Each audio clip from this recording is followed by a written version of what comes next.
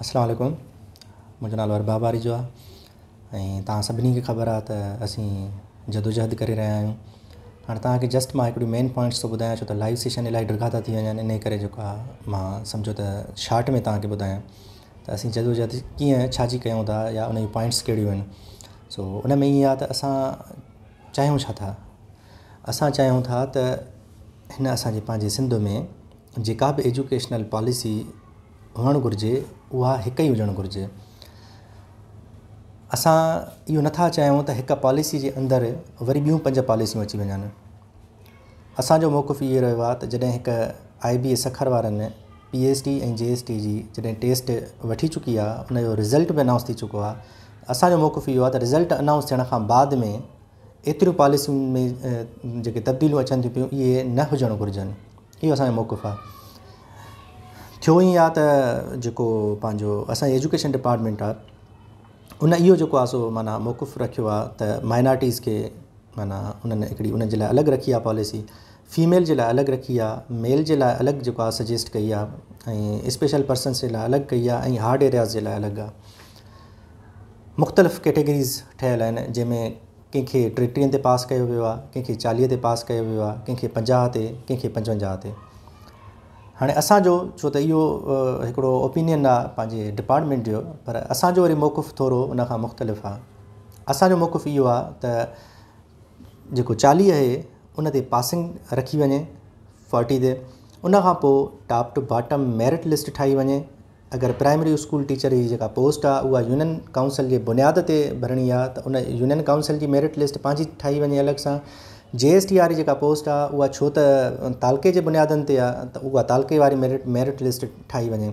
जिते एंड थिए थी उते जेको आहे ख़तमु कयो वञे। मिसाल तौरु अगरि कंहिं यूनियन काउंसिल में कोई बि पास न थी सघियो आहे, हिकिड़ो बि पास न थी सघियो आहे, ऐं उते अगरि कंहिं 48 खयूं आहिनि मार्कूं या कंहिं छोकिरीअ 45 मार्कूं खयूं आहिनि, असां था चऊं त जेकॾहिं पासिंग 40 रखियलु हूंदो त उहे डिक्लेयर्ड थियल हूंदा पास जा, त पोइ उन्हनि खे उनजो राइट थो पहुचे त उन्हनि खे उनजी यूनियन काउंसिल में रखो। मिसाल अगरि 5 सीटूं आहिनि कंहिं यूनियन काउंसिल में, हिकिड़े खयूं आहिनि 60 मार्कूं, हिकिड़े खयूं आहिनि 55 मार्कूं, हिकिड़े 47, हिकिड़े 44, हिकिड़े 42, असां था चऊं इन्हनि 5 खे तव्हां रखो, मथां खां शुरू कयो हेठि ताईं उनखे उते रखो। असांजो चवणु इहो आहे, असांजो मौक़िफ़ बिल्कुलु क्लियर कट आहे, उहो मेरिट जे हिमायत में आहे। त असां था चऊं त top to bottom merit list ठाहियो, जेको ट्रेडिशनल तरीक़ो आहे मेरिट लिस्ट ठाहिण जो। उनखां बाद में जिते तव्हांजूं 46,000 सीटूं पूरी थियूं थियनि, जिते जंहिं यूनियन काउंसिल में सीटूं पूरी थियूं थियनि, जंहिं तालके में पूरी थियूं थियनि, ओवरऑल 46,000 पूरी थियूं थियनि, उते तव्हां एंड कयो। मार्कूं किथे बि एंड थियनि थियूं तव्हां उते एंड कयो। ज़ाहिर आहे हर यूनियन काउंसिल जी नोयत अलॻि हूंदी, हर तालके जी नोयत अलॻि हूंदी। इहो माना असांजो पंहिंजो हिकिड़ो बिल्कुलु क्लियर कट हिकिड़ो मुतालबो बि रहियो आहे ऐं मौक़िफ़ बि रहियो आहे त हर यूनियन काउंसिल जी पंहिंजी नोयत आहे। त 40 ते पास रखियलु हूंदो त उहे जेके छोकिरियूं हूंदियूं, छोकिरा हूंदा, उन यूनियन काउंसिल जे अंदरि थी वेंदा। असांजे जेका माना उन सां जेका असां पंहिंजो सजेस्ट था कयूं उन हिसाब सां। पर अगरि रखियो वेंदो 50-50 अगरि रखियो वेंदो त अगरि कंहिं यूनियन काउंसिल में हिकिड़ो बि न थी सघियो आहे, अगरि कंहिं 49 मार्कूं कंहिं खयूं आहिनि त उहो रहिजी वेंदो। हिकिड़ी इहा ॻाल्हि। ॿी इहा ॻाल्हि त असां कयूं त ग्रेस मार्कूं ॾिनियूं वञनि, छो त जेको IBA सखर वारनि जेको कुझु कयो, कुझु मिस्टेक्स हुयूं या कीज़ में जेके मसइला हुया, असां था चऊं त उन्हनि ते ग्रेस मार्कूं ॾिनियूं वञनि, उनजो तदारुक कयो वञे, उनजो अज़ालो कयो वञे। BEd MAd वारनि खे कुझु इज़ाफ़ी मार्कूं ॾिनियूं वञनि। फीमेल माइनॉरिटीज़ ऐं स्पेशल पर्सन्स, असां जेका उनजी कोटा आहे, असां उन कोटा जा हिमायती आहियूं। असां था चऊं उन्हनि खे उन कोटा तहत बि जेको वाधू फ़ाइदो मिले थो उहो भले उन्हनि खे ॾिनो वञे।